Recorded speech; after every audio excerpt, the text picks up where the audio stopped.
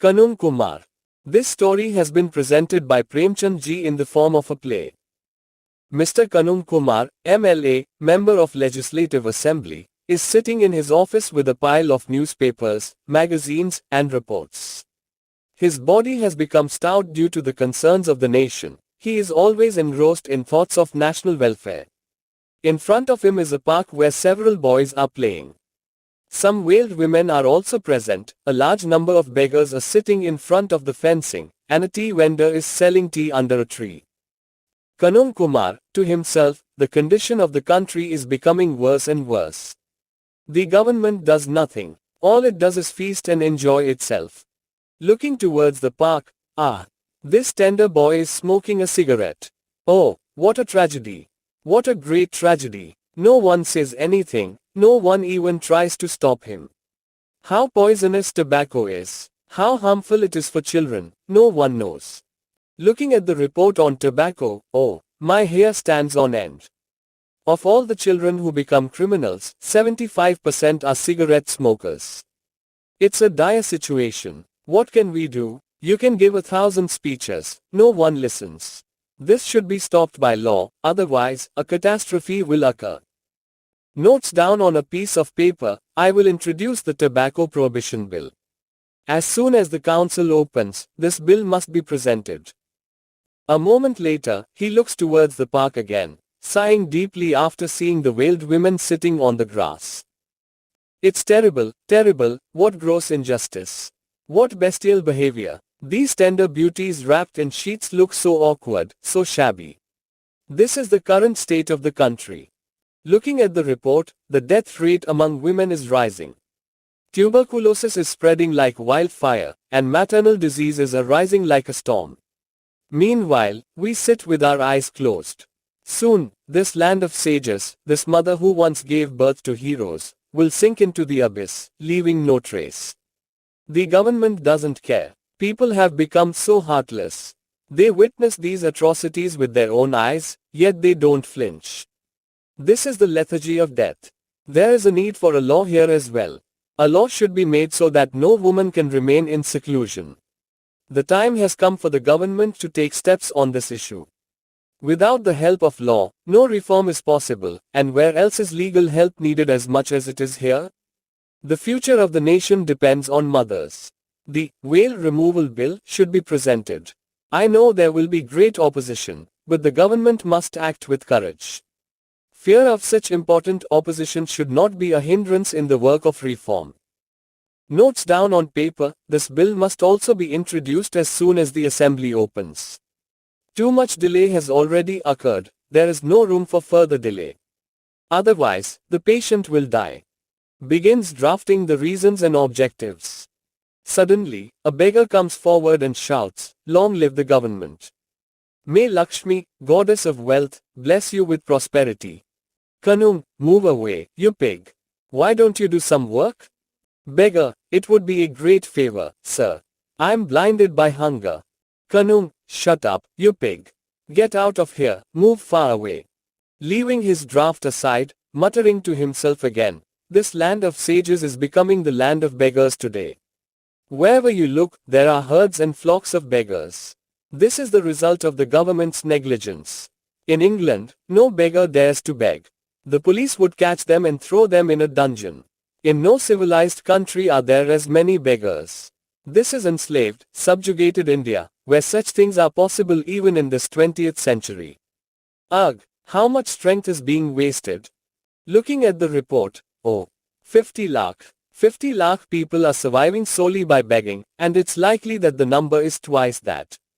Who would want to write this profession on paper? There can't be less than 1 crore beggars in this country.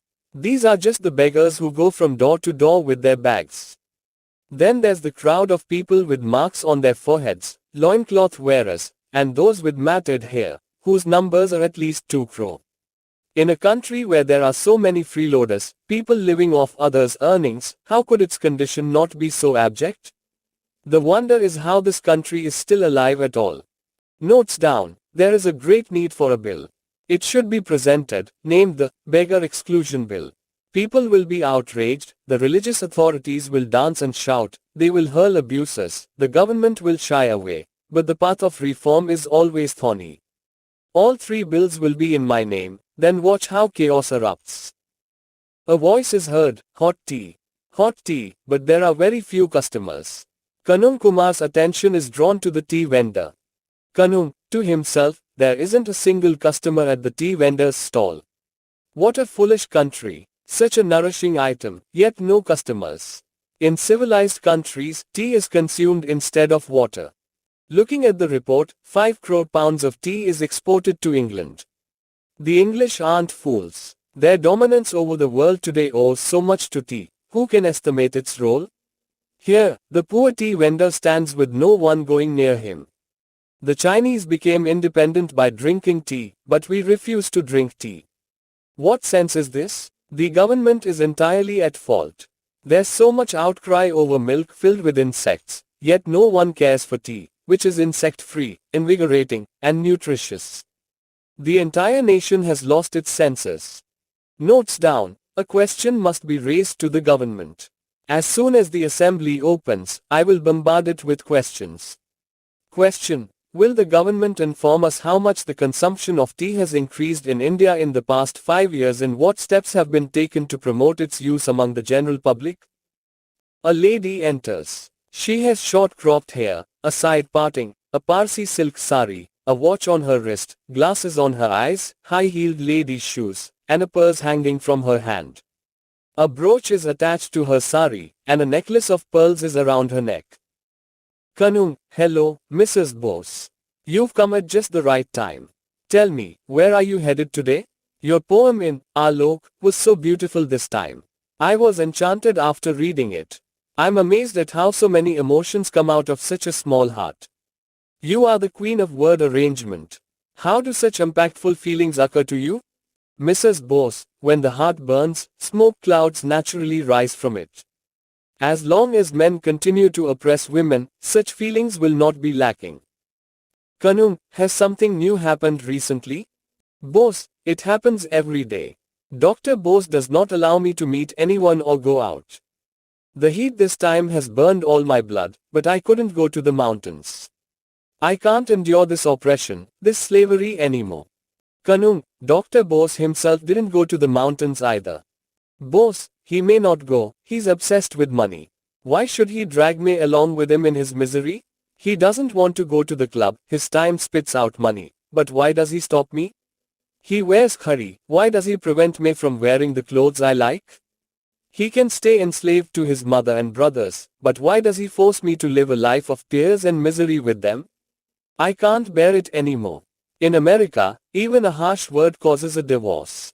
If a man arrives home late, the woman files for a divorce. That is a land of freedom. There, people's thoughts are free. This is a land of slaves, where everything bears the mark of that slavery. I cannot stay with Dr. Bose anymore. I've had enough. The responsibility for this lies with those who are leaders and regulators of society. If you think you can be free while keeping women enslaved, it's impossible. Until a law for divorce is passed, your independence will remain a fantasy. Kanuni: you know Dr. Bose, how deeply religious he is. Call it an obsession. I loathe religion. This very religion has turned women into men's servants. If I could, I would throw all the religious texts into the gutter. Another lady enters. She has fair skin, a tall stature, a high gown, a hat shaped like a round pot, glasses on her eyes, powder on her face, rouge on her cheeks and lips, silk stockings, and high-heeled shoes. Kanuni, extending his hand: hello, Mrs. Iyer. You've come at just the right time. Tell me, where are you headed? Your article in Alok this time was absolutely brilliant. I was stunned after reading it. Mrs. Iyer, smiling at Mrs. Bose: stunned, were you? Or did you actually do something? We women can lay our hearts bare, but men's hearts will never soften. Bose: true. Absolutely true. Iyer: but the reign of men is about to end soon. Women can no longer remain confined. I can't stand the sight of Mr. Iyer anymore. Mrs. Bose turns away.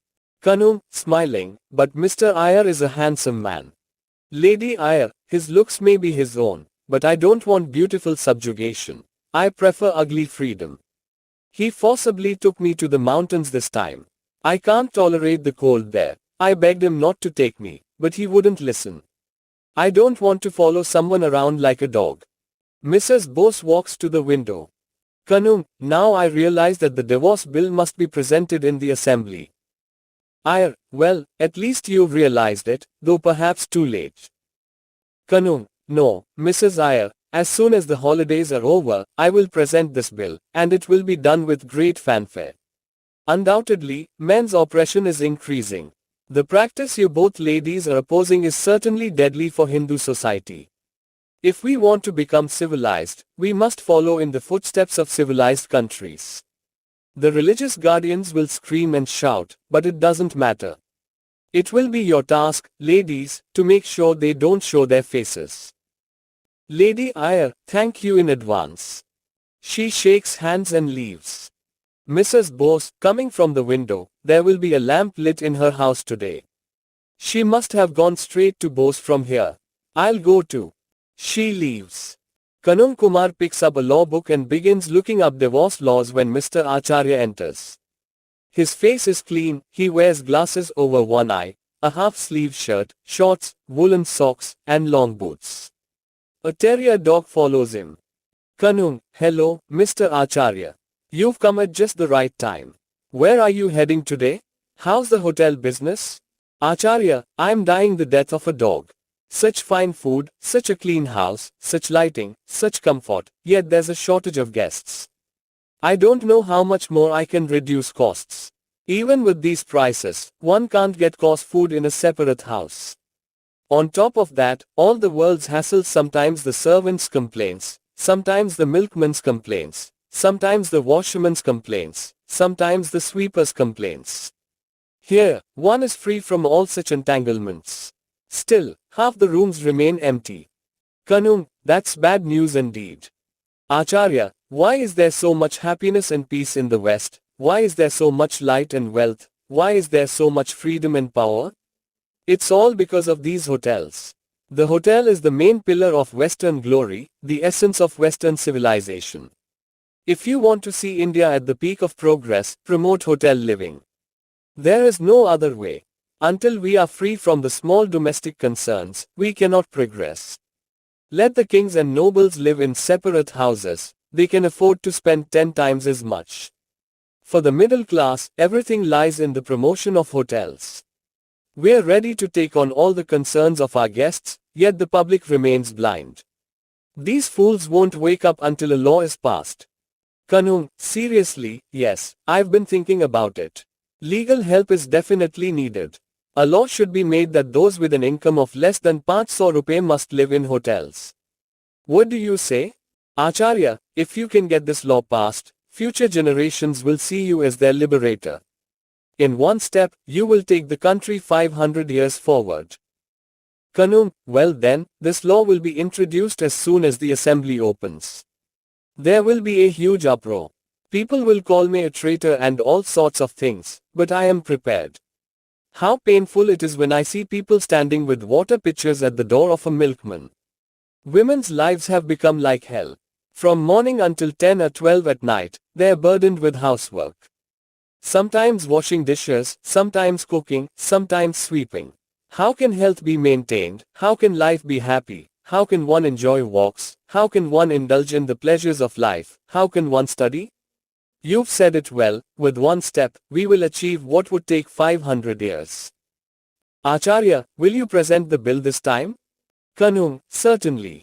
Acharya shakes hands and leaves. Kanuni Kumar stands by the window, thinking about the draft of the hotel promotion bill. Suddenly, a woman passes by in the park. She has a child in her arms, 2 children following behind her, and from the swelling of her belly, it is evident that she is pregnant. Her frail body, pale face, and slow pace indicate that her health is deteriorating, and bearing this burden is painful for her. Kanuni Kumar, to himself, damn this society, this country, and this life where women are considered nothing more than childbearing machines. What happiness can this poor woman have in life? How many sisters are caught in this trap, and by the time they reach 32 or 35, when life should be truly happy, they fall sick and end their journey on this earth. Oh, India, when will this curse be lifted from you? There are such stone-hearted people in the world who feel no compassion for these miserable women. How can such blind, stone-hearted, hypocritical people, who sacrifice women on the altar of their desires, be made aware of their wrongdoings except by law? There is no other way. The punishment for murder should apply to these men as well. Blessed will be the day when this destructive practice ends in India. The death of women, the death of children, and the death of the society whose future is built upon such children. Why shouldn't such scoundrels be punished? How blind people are. Unemployment is so rampant that no one gets enough food to eat. Children don't even get milk in their dreams, and these blind people keep producing child after child. The need for a childbirth control bill is as urgent as any other law in this country. As soon as the assembly opens, I will present this bill. There will be an uproar, I know, but what other option is there? Anyone with more than 2 children should be imprisoned for at least 5 years, with no less than 5 months in solitary confinement. Anyone with an income of less than 100 rupees should have no right to procreate. He imagines the blissful state of the country after the bill is passed. Life will be so peaceful. Yes, there will also be a provision that after one child, there must be at least 7 years before another child is born. Then this country will have an empire of happiness and contentment. Then the faces of women and children will glow with the redness of blood, then strong hands and brave hearts will be born. Mrs. Kanuni Kumar enters. Kanuni Kumar quickly gathers up the reports and papers and opens a novel to appear as though he's reading. Mrs. Kanuni, what are you doing? Still the same obsession. Kanuni, I'm reading a novel. Mrs., you make laws for the entire world, make one law for me as well. It will benefit the country more than any other law. Your name will become immortal, and every household will worship you. Kanuni, if you think I am serving the country for fame and glory, then I must say you haven't understood me one bit. Mrs., seeking fame is not a bad thing. If you desire glory, I won't criticize it, not even for a second. I'll tell you such a plan that you'll get so much fame, you'll be tired of it. Flowers will rain down on you so much you'll be buried under them. So many garlands will be placed around your neck that you won't be able to hold your head up. Kanuni, trying to hide his curiosity, it must be a joke. See, Minnie, there's no greater obstacle for a working man than having his family mock his work. I become disheartened by this behavior of yours. Mrs., you are going to make a divorce law, so what are you afraid of now? Kanuni, again with the jokes. I want you to think seriously about these matters. Mrs., I am thinking very seriously. Believe me, it saddens me that you don't understand my feelings. What I'm about to discuss with you, I consider not only necessary but essential for the progress of the country. I am absolutely certain about it. Kanuni, I don't dare ask. Laughs to hide his embarrassment. Mrs., I came to say it myself.